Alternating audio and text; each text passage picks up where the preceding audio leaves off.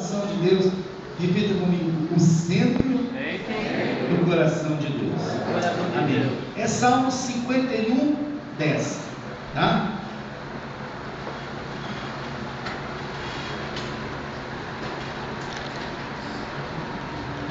Essa mensagem ela surgiu porque o pastor Roberto, conversando conosco, da primeira vez que a gente foi conversar com ele, buscar apoio, conselhos, ele falou: olha, o pastor Aloysio fala que a visão da igreja da Videira nasceu a partir do que está nesse livro, o centro do coração de Deus, tá?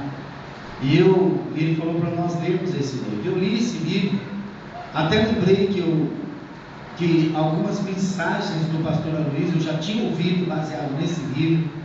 Então eu li esse livro uma manhã, 3 horas mais ou menos, 4 horas eu li esse livro.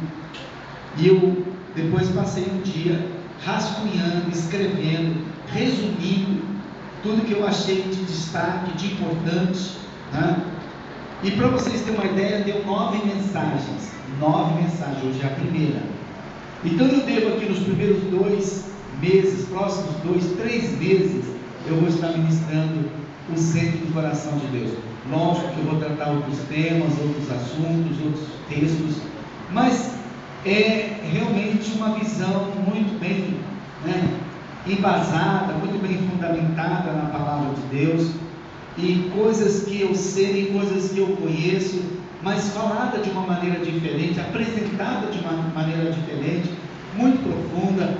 E eu posso dizer também que não é só o pensamento do pastor Aloysio. Aí eu mesclei com o meu, mesclei com muita coisa que eu tenho, que eu já sei também. Então, eu posso dizer que é a minha cara, tá? O livro do pastor Aloysio, as palavras do pastor Aloysio, que eu estudei, mas as pregações são 100% minha, tá? Direito autoral, pego os pensamentos, pego as ideias, mas eu coloco com minhas próprias palavras. Amém? Para vocês saberem como é que é.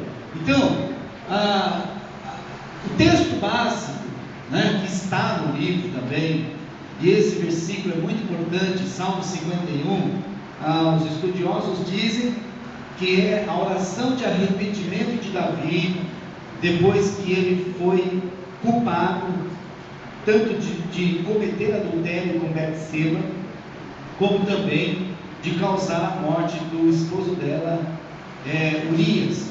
Então ele se arrepende, ele é advertido pelo profeta de Deus, ele sofre um juízo de Deus, ele sofre um juízo terrível na sua casa, na sua família, para a nação de Israel, um prejuízo muito grande, e ele profundamente se arrepende, e ele escreve esse salmo, e esse versículo 10, ele faz essa oração, é a oração de Davi: cria em mim, ó Deus, um coração puro, e renova dentro de mim um espírito inabalável. Vamos falar juntos esse versículo? Vamos lá.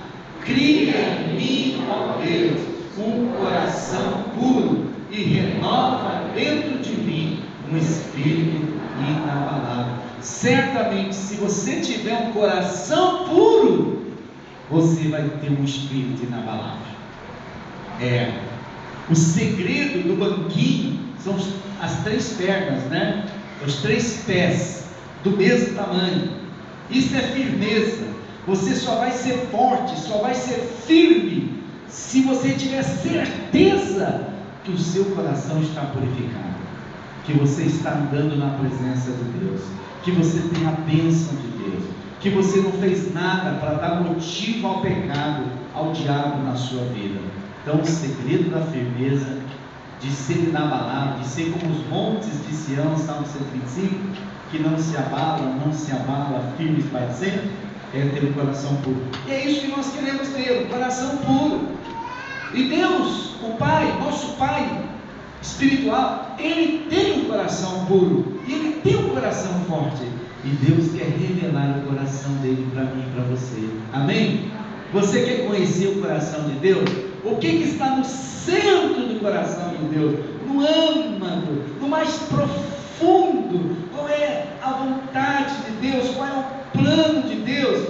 Qual é o projeto projeto de Deus. Se Deus estivesse aqui pessoalmente, Ele está Ele está em espírito e pela misericórdia me usando. Mas se Deus estivesse aqui, você pode imaginar assim, de uma forma antropomórfica, né? Imaginando Deus na pessoa de um homem, né? Manifesto, e você pudesse falar para Deus: Deus, o que o Senhor quer? O que o Senhor deseja? O que o Senhor quer para mim? Qual é a minha missão? Qual é o meu propósito de vida? Por que eu vivo? Por que eu existo? Qual é a razão? Qual é o sentido? Qual é a direção para a minha vida, para mim, para você, para você, para você, para você? O que Deus ia dizer? Então, pensando nisso, nós precisamos dar a Deus o que Ele deseja receber. Se Deus vai falar o que Ele quer, o que Ele deseja, o que está no centro do coração dele, precisamos saber qual é o tipo de bolo que Ele gosta, seus planos, seus sonhos, suas intenções. E se nós não sabemos, podemos perguntar. Amém? Quem pergunta quer saber, né? Quem pergunta quer saber. Agora, qual o tipo de bolo que ele gosta? Você quer essa ilustração do pastor Luiz, que eu ouvi há alguns anos e eu achei realmente muito interessante. Ele fala de tantas pessoas no mundo que estão fazendo um bolo para Deus, na verdade uma obra, desenvolvendo uma obra, um projeto para Deus, até crente, até igreja, até pastores, até denominações, estão servindo a Deus, mas nunca perguntaram a Deus se é isso que Ele quer, se é isso que Ele gosta. Simplesmente querem fazer, acham bonito, acham legal, vão apresentar uma coisa a Deus e acham que Deus vai ficar maravilhado, e aí estão fazendo um bolo. Vamos dar um exemplo de que essa obra seja representada por um bolo de chocolate. Não é assim? Quem gosta de bolo de chocolate? Levanta a mão. Eu gosto, especialmente do Prestígio, com coco. Bolo com coco, quem comer fica louco. É bom demais, senhor. Meu lado mineiro corta quando fala essas coisas. Então, a pessoa passa a vida toda fazendo um bolo de chocolate, sabe? Busca farinha lá na Índia, é uma farinha especial, sabe? Leite das vacas holandesas, da Holanda, direto da Holanda. Passa a vida fazendo o melhor bolo de chocolate do mundo. E o dia que morrer vai apresentar para Deus. Ele vai chegar no céu com um bolo de chocolate, aquela calda derretendo, e Deus vai receber você com todo amor, com toda alegria, vai te dar um forte abraço. E quando você falar: olha, pai, eu trouxe para o senhor um bolo de chocolate, ele vai fazer assim: ah, filhinho, eu amo você demais, mas me perdoa, eu não gosto de bolo de chocolate. Você está entendendo? Quantas pessoas religiosamente estão dedicando a vida, fazendo tanta coisa, mas nunca perguntou para Deus se é isso que Ele quer, se é isso que Ele gosta, né? Então, é melhor a gente perguntar o que Deus gosta. Às vezes Deus vai falar assim: eu gosto daquele bolo de fubá, aquele bolo de fubá mais simples que tem lá da roça, aquele fubá que não é muito bem moído, sabe? Aquele fubá que é meio grosso, e aí fica aquele bolo meio parecendo bolo, meio broa. Você já comeu esse bolo na roça lá? Cadê os mineiros aí, uai? Os baianos também sabem o que é isso. Então, é um bolo assim que se enche a sua boca mesmo. Você tem que até tomar um leite junto, um suco. Aquele papa na boca de tão forte, tão grosso que é. Então, vai que Deus diz: é isso que eu gosto, uma coisa tão simples, humilde, um arrozinho com feijão. E tantas pessoas se preparando tanto. O que eu quero dizer com isso? Que o grande segredo é saber a vontade de Deus. Senão pode ser que você está vivendo em vão. Você está vivendo numa direção que Deus não quer, que Deus não se agrada. Você está gastando sua saúde, está gastando seu suor, está gastando seu dinheiro. Quantas pessoas investido milhões e milhões, construindo obras faraônicas, que não vão ter finalidade nenhuma para Deus. Nenhuma para Deus. Projetos que Deus vai jogar no lixo, porque não é o que Ele quer, não é o que Ele pediu, simplesmente não faz sentido, não tem razão para Ele, não tem propósito. Estão entendendo? Aí você fala, pastor, eu quero base bíblica. Fala para o seu irmão, base bíblica. Gênesis 1:28.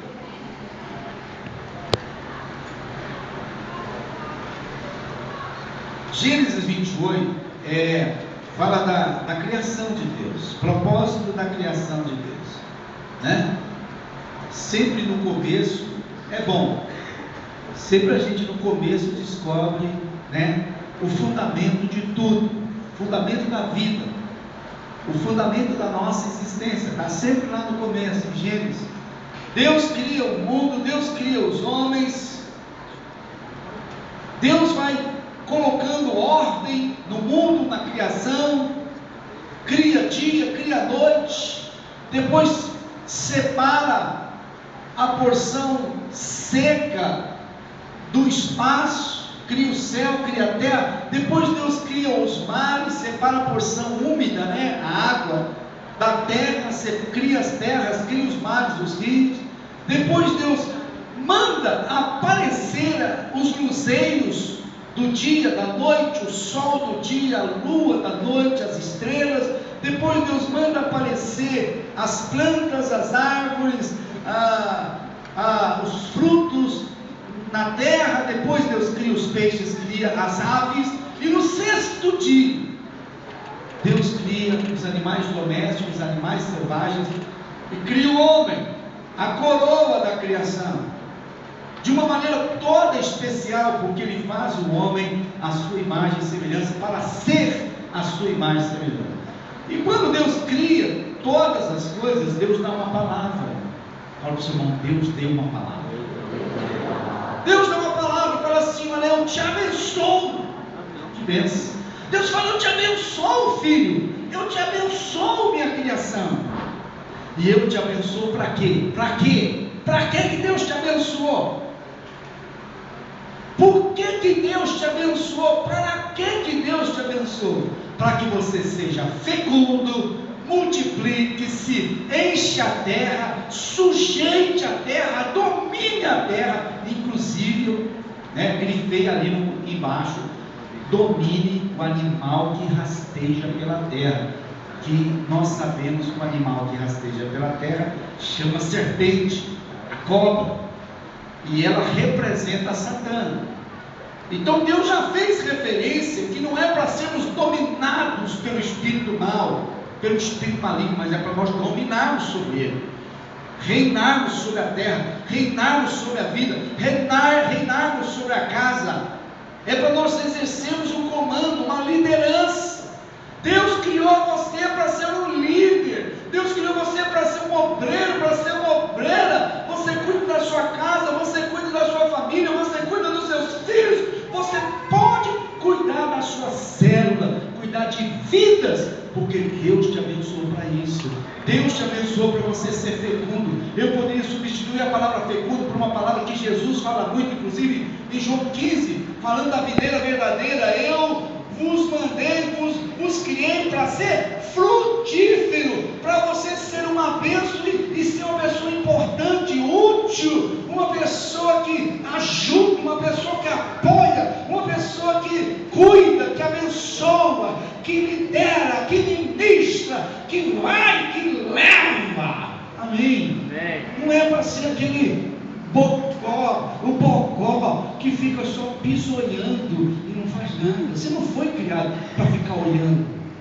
Fala mesmo, Deus. Quem fica olhando é Deus. Ele olha e ele cuida, e ele ajuda, e ele abençoa. Só ficar olhando, já tem muito demônio para isso. Já tem muito demônio para ficar olhando. Fala mesmo. Então Deus não criou você para ficar olhando, mandou você liderar, multiplicar. A ideia de cuidar, de ganhar, de conquistar, encher a terra com seus filhos, com seus netos, com seus sobrinhos, com seus primos, uma grande família. Deus criou você para ser uma grande família.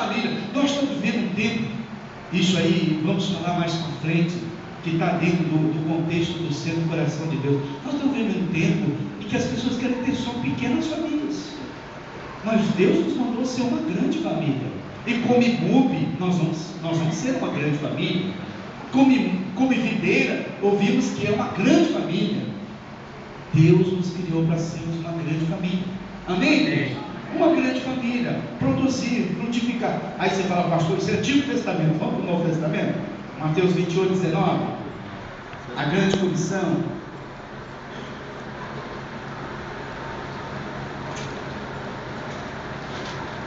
Jesus, antes de subir para o Pai, ele deu uma ordem, uma instrução, um comando: ide, portanto, fazei discípulos de todas as nações, batizando-os em nome do Pai, do Filho e do Espírito Santo, ensinando-os a guardar todas as coisas que vos tenho ordenado, e eis que estou convosco todos os dias, até a consumação do século.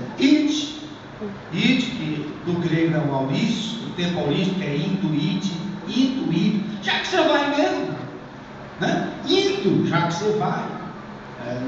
Na nossa gramática fala gerúndio, né? Que é uma ação contínua. Ide, já que você vai mesmo. Deus está falando, já que você vai se mover na terra, vai para lá, vai para cá, pode mudar para lá, pode mudar para cá, etc. Enquanto você está indo, vai! Mais ou menos assim. Já que você vai mesmo, vai! Deus fala, vai, mas faça discípulos. E discípulos aprendizes, alunos. Irmãos, por incrível que pareça, olha só, se no Antigo Testamento a ordem é de fazer filhos, no Novo Testamento é de fazer discípulos, filhos espirituais. Olha o que Jesus fala, porque Jesus sabe que essa geração pós a sua vinda vai ser uma geração que vai diminuir a existência de filhos. Olha que antes de Cristo a necessidade de ter filhos era tão grande que os reis, os príncipes, os homens mais poderosos, eles podiam ter muitas mulheres para ter muitos filhos. Não é verdade? Tanto que a mulher dele começava a ter filho mais, ele arrumava uma outra novinha para ter mais filho. Porque a ideia de tendo muitos filhos ia ter muito poder. Isso perpetuou. Não vou dizer que até Cristo, mas isso até perpetuou até, 100 anos atrás. Muitas pessoas pensavam assim, né? Que tinham que ter muitos filhos. Mas olha que Jesus mostrou que não tem que ser filhos seus carnais, mas que você tem que conquistar o carinho, o respeito das pessoas e liderar sobre elas, liderá-las para elas crescerem no conhecimento de Deus, na vontade de Deus, como ele diz, ensinando a guardar. E é isso que o pastor Vanderlei estava dando ênfase. Não é só saber, a cabeça sabe, mas o coração tem que guardar. Isso que o Vinícius também estava falando aqui, do seu desejo de não só ver nesses congressos, ouvir tantas coisas boas, mas de conseguir viver e praticar esses ensinamentos. Jesus disse que é para guardar. E aí ele faz uma promessa: estarei com vocês.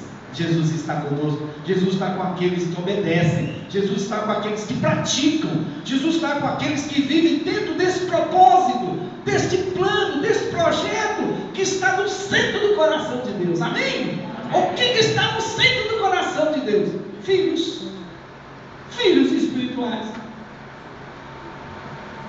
Deus criou o mundo em 6 dias, nós já falamos isso. E o que Deus fez no 7º? Nada. Ficou à toa. O 7º dia Deus foi vadiar, tinha nada para fazer. Ele trabalhou 6 dias, achou? 7º dia Deus não fez nada. Ele descansou. A Bíblia diz que ele descansou. Mas interessante que a palavra descansar não é a ideia de não fazer nada. A ideia de descansar é descansar daquela atividade, daquele tipo de trabalho rotineiro que sempre você está fazendo, não é verdade? Se você é um comerciante, no 7º dia você não faz o comércio, você é funcionário de uma empresa, no 7º dia você deixa de ir à empresa e está ali trabalhando, administrando, ou carregando alguma coisa, ou fabricando alguma coisa. A ideia de descansar é fazer uma coisa diferente, uma coisa inclusive que você tem prazer, que você gosta, não é verdade? É para praticar um hobby. Aliás, já vi o pastor Luiz falando muito sobre isso, que todos nós temos a necessidade de descontrair. Mas com certeza, o que foi que Deus fez no sétimo dia? Ele parou a sua obra. Na verdade, ele parou porque ele concluiu a sua obra. Pelo menos ele concluiu a parte da criação, deixou a parte da redenção para o Filho fazer, não é verdade? Que Jesus morre na sexta, ressuscita no domingo, e no sábado, por incrível que pareça, no sábado é que Cristo vai ao inferno. Então eu tenho para mim isso como revelação, né? Que Deus fez o mundo em 6 dias, mas deixou a obra do sétimo dia para o seu Filho fazer, que é a obra da redenção. Mas com certeza a vontade de Deus foi fazer o quê no sétimo dia? O dia do descanso, Shabat. Qual é o dia do Shabat? O que Deus faz? O que Deus queria fazer? Podemos dizer que Ele queria relacionar-se com os homens, com toda a sua criação. Ele queria que os homens o conhecessem, Adão e Eva o conhecessem como Deus que Ele era, e Ele também gostaria de conhecer os seus filhos, porque ninguém é igual, cada um é de um jeito. Então Deus queria conhecer também cada um de nós, relacionar, conviver. O homem deveria relacionar-se com Deus, aprender, crescer, se desenvolver, se multiplicar, encher a terra, como era o pedido de Deus, o mandato de Deus, para ser o que? Uma grande e abençoada família, vivendo em amor e unidade, e assim eles seriam felizes de verdade para sempre. Então, essa é a vontade de Deus. Deus criou o mundo em 6 dias e Ele não esperava para chegar ao sétimo dia. Podemos dizer que Deus trabalhou 6 dias pensando no sétimo, o dia que Ele ia curtir, né? Que Ele ia apreciar, admirar, que Ele ia passear na terra e ver tudo que Ele tinha feito, né? Como a Bíblia fala, cada dia que Deus criava, viu Deus que era bom. Primeiro dia, dia e noite. Segundo dia, viu Deus que era bom, né? Separou o firmamento da terra e da água. Terceiro dia, separou a terra da água, e criou os mares e criou a terra. Viu Deus que era bom. E o quarto dia, o quinto dia, o sexto dia, criou o homem, e a Bíblia diz que Deus viu que era muito bom, muito bom. A palavra muito aparece como algo de intensidade. Dá para ver que Deus ficou muito feliz. Deus passeou, Deus dançou, Deus pulou de alegria quando Deus criou o homem e a mulher. Deus ficou muito feliz.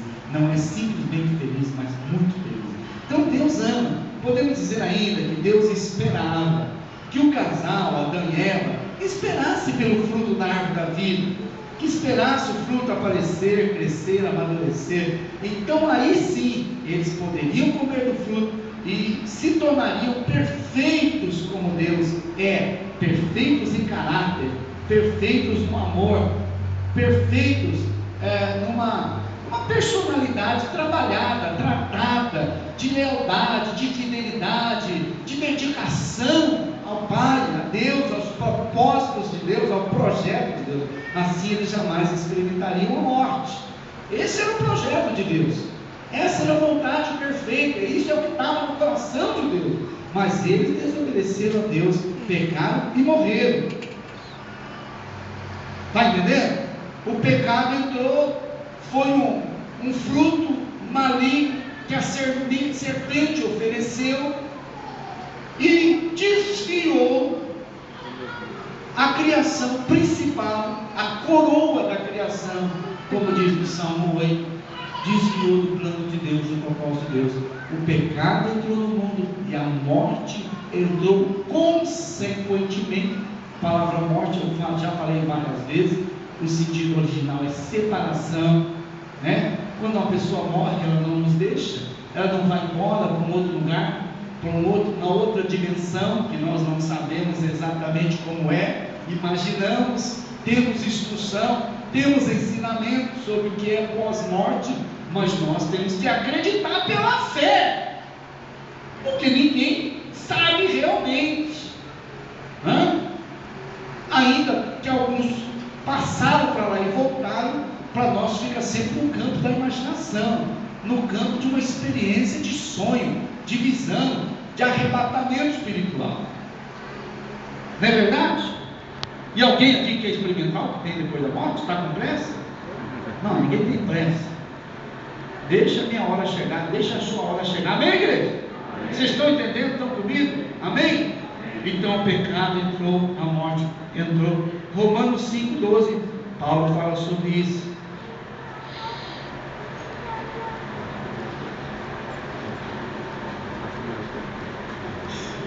Romanos 5,12 a 14. Naquela gripe forte que eu tive uns 3 semanas atrás, eu fiquei com essa tocinha que não saía até hoje. Aquele resquício da gripe que fica, né? E vai sarar com certeza, mas tem um picarrinho que fica me dando uma vontade de dar uma tossidinha de vez em quando. Então, Romanos 5,12 a 14, os irmãos me perdoem por isso. Diz assim: portanto, assim como por um só homem entrou o pecado no mundo, amém? Por Adão entrou o pecado no mundo? Sim. E pelo pecado a morte? Sim, entrou o pecado, e daí entrou também a morte. A morte entrou de carona, né? O pecado veio dirigindo o carro, e a morte entrou na garupa, e entrou tudo, entrou o pecado e a morte. Assim também a morte passou a todos os homens. Ela foi como que hereditária, como que uma contaminação genética, algo que entrou no nosso sangue, e o pecado e a morte contaminou a humanidade. Porque todos pecaram? Então, todos pecam, todos nascem com uma capacidade natural de pecar, né? Quando criancinho já está fazendo maldade, né? Eu posso falar pelo Betinho. O bichinho é bravo, é nervoso. Quando ele fica nervoso, ele já sai chutando tudo. Então é assim, já vê a naturezinha ruim que está ali no bichinho, e só o sangue de Jesus para tirar essas coisas, não é verdade? Eu lembro do pastor Antônio Buchaim, que ele fala assim: você quer uma prova da natureza pecaminosa? Quando uma criança faz alguma coisa e você elogia e aplaude ela faz assim. Ele acha que aqui já é a prova do orgulho, né? A criancinha já fica orgulhosa, vaidosa. Não tem como, é natural para nós sermos assim, né? Ele já falava dessa maneira, que para mim foi um mestre sobre esse assunto da santidade, da santificação. Então aí Paulo continua falando, Romanos, porque até ao regime da lei, quer dizer, até o tempo em que não havia lei, né? Até que a lei viesse, não havia pecado no mundo, mas o pecado não é levado em conta quando não há lei. Quer dizer, a partir do momento que a lei foi dada através de Moisés, a consciência de pecado passou a existir. Não que não existisse, mas não era promulgada, não era declarada. Sabe uma coisa que você sabe que está errado, mas ninguém fala que está errado? Era assim, estava em pecado, a humanidade estava em pecado, e Deus estava julgando a humanidade, né? Julgou antes do dilúvio, salvou Noé e sua família, mas todas aquelas gerações foram condenadas à morte e ao inferno. Não sei, você pode até não concordar com Deus, mas é o que está escrito. Entretanto, reinou a morte desde Adão até Moisés. Olha que interessante, reinou a morte, por quê? Porque não tinha nada para parar a morte. Não tinha uma instrução, não tinha um conselho, não tinha um remédio, não tinha um caminho, não tinha uma proposta religiosa. Aliás, se tinha uma proposta religiosa, era o sacrifício do cordeiro, mas é como se as pessoas fizessem aquilo sem saber por que tem que fazer. Tem que fazer porque tem que fazer. Sacrificava o cordeiro. Até Moisés, eles foram praticando esse tipo de ato, quase mesmo pela fé, uma coisa meio instintiva. que Abraão fez, que Isaac fez, que Jacó fez, os patriarcas fizeram, e de uma certa forma estavam resistindo à morte com este ato, embora este ato não tenha poder nenhum, mas era uma demonstração de fé, era uma demonstração de confiança profética, que Deus enviaria uma resposta, uma solução. Aí ele fala assim, que então reinou a morte de Adão até Moisés, mesmo sobre aqueles que não pecaram a semelhança da transgressão de Adão, está vendo? Mesmo aqueles que nem fizeram tão feio como Adão fez, também morreram, também viveram em pecado e morreram, o qual Adão prefigurava aquele que havia de vir. Adão já representou cabeça, um líder mundial da humanidade. Adão representou esta pessoa, que nós sabemos que é Cristo, Jesus Cristo. Todavia, não é assim o dom gratuito como a ofensa. Porque se pela ofensa de um só, de Adão, morreram muitos, muito mais, a graça de Deus e o dom, a palavra dom aqui é a vida eterna, o poder da vida eterna, o dom da vida eterna pela graça de um só homem, Jesus Cristo, foram abundantes sobre muito. Quer dizer que se o pecado e a morte entrou no mundo, entrou na terra, entrou na humanidade, por causa do pecado de um só homem, por causa da obediência de um só homem, a vida, a bênção, a paz, a restauração do propósito de Deus volta para muitos. E eu estou no meio dos muitos. Quem está no meio dos muitos? Volta para você a vida de Deus, volta para você a bênção de Deus, volta a restauração do propósito de Deus para a sua vida. Entendeu? Então, graças a Deus por Jesus Cristo. Então o pecado e a morte entrou no mundo, passou a todos os homens. E agora vamos dizer que existem duas raças humanas, somente dois tipos de raças. Nós sabemos que são raças, dependendo da pessoa, país que ela nasce, região que ela nasce, fala da raça negra, raça oriental, raça ocidental, raça norte-americana. A gente fala de raças, mas a Bíblia fala só de dois tipos de raça. É o Adão caído. Paulo fala isso: Adão caído, alma vivente. O Adão caído tem uma alma vivente, é uma alma viva. Você está entendendo? Ele, como resultado da descendência adâmica, toda a raça humana nasce adâmica, nasce a partir da descendência dos nossos primeiros pais, Adão e Eva. Temos uma alma que tem vida, vida própria. Deus deu vida para essa alma, descendência adâmica, chamada de Adão caído. Caído por quê? Porque ele não está andando dentro da vontade de Deus, do propósito de Deus, do plano de Deus. Ele caiu, ele está no nível inferior. A ideia da queda, a palavra queda, caído, caída, anjos caídos, é aquele que saiu do caminho original, do caminho excelente, do caminho superior. Aí foi para o nível inferior. Agora aqueles outros, a outra raça, Paulo chamou outra raça, é do Cristo ressurreto, que é o outro Adão, é o último Adão, o Cristo ressurreto. Ele também produziu um povo, ele levantou um povo, uma raça nova, ele deu existência, e essa raça não tem alma vivente, tem espírito vivificante. E é muito diferente alma vivente de espírito vivente, porque a alma vivente ele tem uma vida própria, é inteligente, não é removido seus dons, seus talentos, suas habilidades, capacidades. Mas a ideia do espírito vivificante é que ele tem um espírito novo, um espírito vivo e vivificante, porque quem é de Cristo, quem nasceu de Deus, quem nasceu pelo poder do Espírito Santo, tem um espírito capaz de dar vida para os outros. Isso é a ideia do espírito vivificante.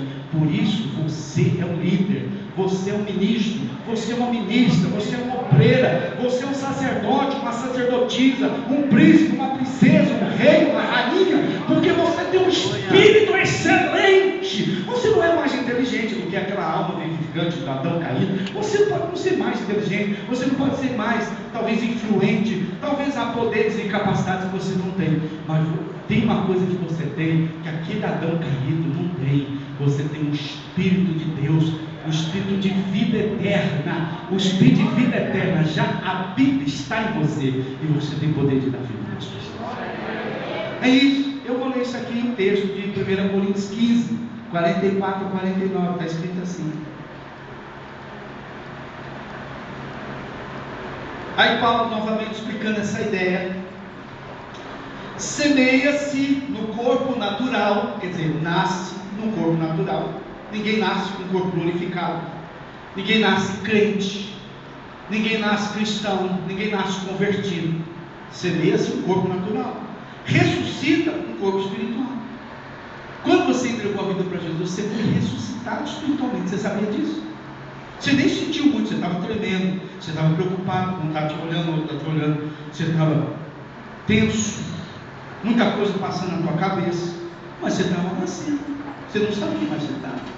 Ressuscitou um corpo espiritual. Se é um corpo natural, não tem um corpo natural? Não tem a pessoa natural, o ser humano que nasce no mundo natural?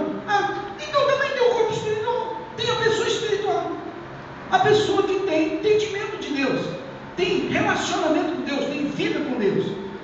Pois assim está escrito: o primeiro Adão, o primeiro homem, Adão, foi feito alma vivente. Sabemos disso. Deus fez o homem do pó da terra e soprou em suas narinas o espírito de vida, e ele passou a ser alma vivente. O último Adão, quem é o último Adão?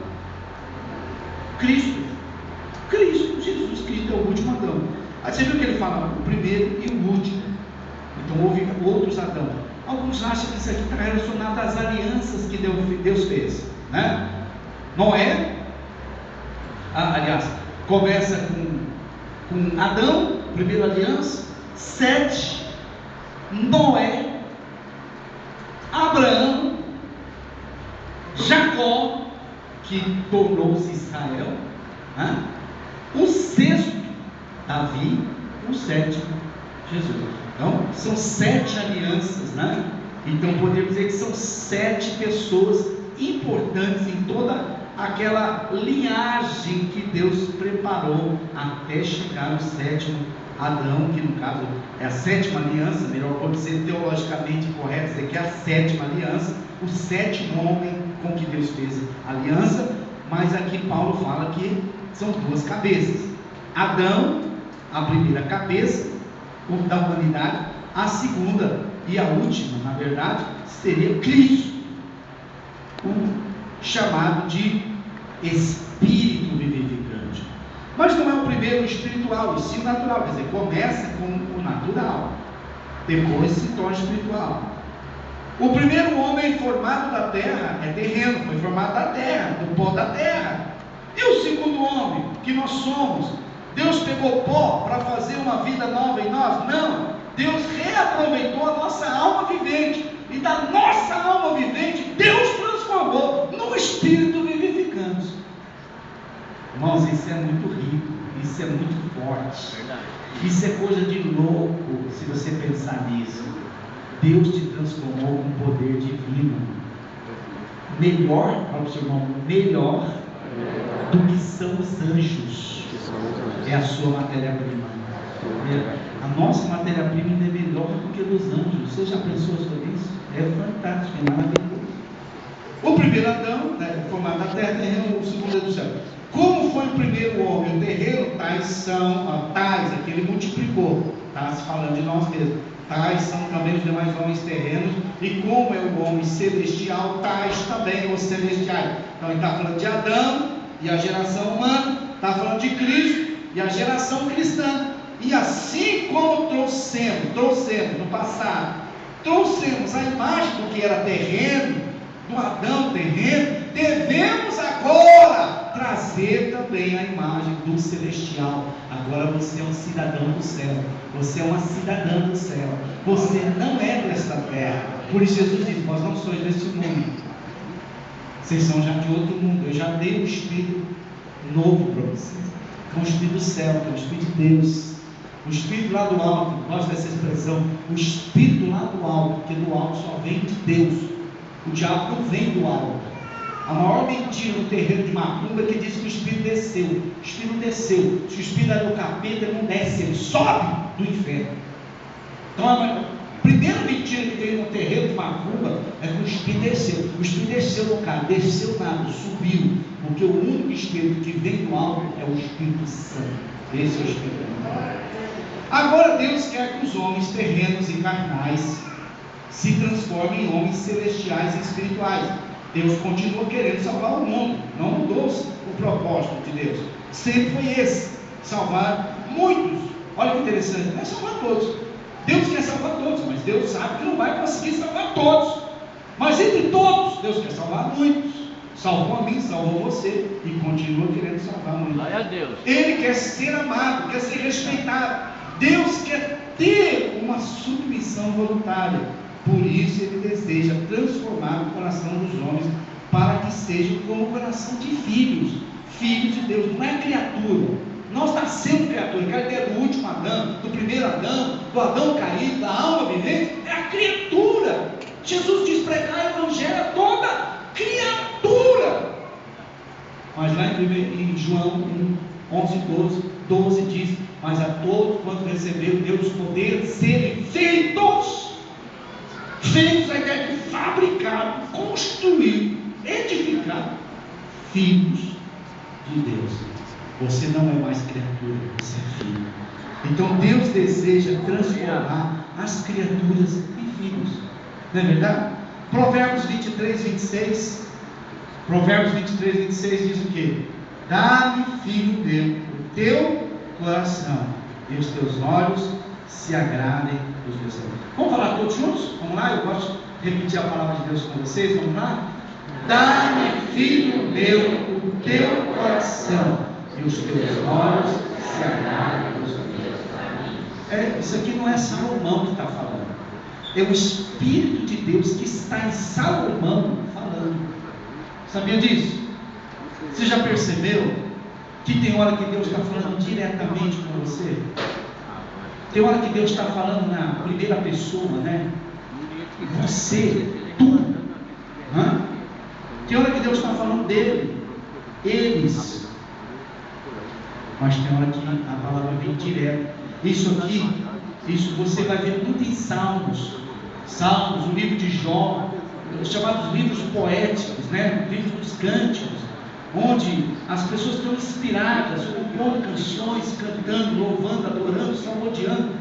Você vai ver que em alguns momentos o Espírito de Deus estava no cantor, no profeta, estava no sacerdote, estava no rei, falando diretamente. Olha, Deus, no rei Salomão, do Espírito Santo do rei Salomão, falando diretamente com o povo de Israel, e hoje falando comigo e com você. Dá-me, filho meu, o teu coração, e os teus olhos se agradem dos meus caminhos. Então a pergunta é: Deus pode ter todas as coisas, sim ou não? Você imagina que Deus pode ter todas as coisas? Basicamente a gente pensa naquele Deus poderoso, que cria o mundo, que cria o universo, que cria tudo que criou, e a gente imagina: esse Deus pode ter todas as coisas, pode ter o mundo em suas mãos, pode ter tudo que quiser. Não, incrível. Como que pode Deus, o grande criador do universo, e não pode ter tudo que ele quer? Não pode. Sabe por quê? Por causa do seu grande amor e do seu caráter, da personalidade que ele tem, ele não pode realmente ter tudo que ele quiser. Ele não pode ter o coração dos homens à força. Ele não pode ficar usando de dor. Sabe aquela coisa que não vem por amor, vem pela... Não tem que vir pela dor. Deus não está por aí. Ele não anda por aí dando paulada na cabeçada, na cabeça das pessoas para se converter. Deus de amor não é assim. Você sabe que Deus não faz isso. Quando a dor vem, graças a Deus, alguém deve estar orando para esse sujeito se converter, e ele não quer vir por amor. Aí Deus faz um favor que Deus podia ter feito, mas Deus faz um grande favor de misericórdia. Ele manda uma dor para a pessoa se converter. Mas pelo caráter de Deus, ele não tem tudo que ele quer. É por isso que ele pede. Ele pede o seu coração. Deus está pedindo. Porque Ele não vai oprimir você, Ele não vai obrigar, Ele não vai forçar. Ele não quer ficar te empurrando. Ele quer que você aprenda a amá-lo e se agradar, e querer estar com Ele, e querer andar com Ele, e querer segurar na mão dEle, e viver com Ele, viver para Ele. Amém? Amém. É isso que Deus quer. Jeremias 29, 13. O que diz Jeremias 29, 13? Vamos falando juntos, está bem grande aqui, ó. Buscar-me-eis e me acharei. Quando? Como? Aqui já tem o que fazer. Buscar-me-eis. Para quê? Para me achar e me achareis. Quando? Quando eu posso fazer isso? Quando me buscar, uma maneira, um modo, um jeito de buscar Deus, de todo o vosso coração. Será que é de todo mesmo? Será que é de todo? A pessoa fala, eu quero, mas será que quer mesmo? Eu vou, mas será que vai mesmo? Eu gostaria muito de ser um líder, mas será que gostaria mesmo? Está se esforçando mesmo? Você está se esforçando para ser um líder que nem se esforçou para ganhar essa esposa linda que você tem? Igual para conquistar esse rapaz que se tornou seu marido. Você está realmente se esforçando? Pergunta, né? Então isso significa de todo o coração. Então, se quisermos conhecer a vontade de Deus mesmo, temos que buscar de todo o nosso coração. Salmo 25, 14 diz o quê? Salmo 25, 14, um texto que eu também gosto muito, acho uma luz muito grande nesse texto, né? Que lança uma luz bem clara sobre a nossa ideia da vontade perfeita de Deus, do centro do coração de Deus. Qual é a promessa? A intimidade do Senhor é para os que o temem, aos quais Ele dará a conhecer a sua aliança. Vamos falar mais uma vez, todos juntos? A intimidade do Senhor é para os que o temem, aos quais Ele dará a conhecer a sua aliança. Então, irmãos, o desafio dessa primeira ministração, baseado no livro Centro do Coração de Deus, palavra do pastor Luiz, é que a gente tem que querer saber a vontade de Deus. Nós temos que querer mesmo. Parar de brincar, parar de negociar, porque nós somos muito interesseiros. Meu Deus, se eu fazer uma obra missionária, se eu passar um tempo me sacrificando, o que eu vou ganhar com isso? Nós somos muito interesseiros, muito egoístas, mas nós temos que dizer assim: eu confio no propósito de Deus na minha vida. Eu tenho certeza que se Deus me colocar no caminho, me mandar fazer alguma coisa, me dá uma missão, me dá um projeto, me dá um propósito, me dá uma tarefa, um trabalho para fazer, eu sei que Deus vai me abençoar. Eu sei que lá na frente vai dar tudo bem, vai dar tudo certo. Não é verdade, irmãos? Vocês não estão entendendo? Amém. Você tem que querer saber a vontade de Deus. Às vezes você está aí perdidinho, né? Mineiro fala desacursoado, né? Às vezes o mineiro fala as coisas, a gente acha errado, e aí a gente vai amadurecendo na vida, a gente vai ver que tudo tem sentido muito certo. Desacursoado quer dizer sem curso, né? Fora do curso, fora do caminho. E às vezes a pessoa está assim, sem um curso, sem uma direção, sem um caminho, sem um alvo.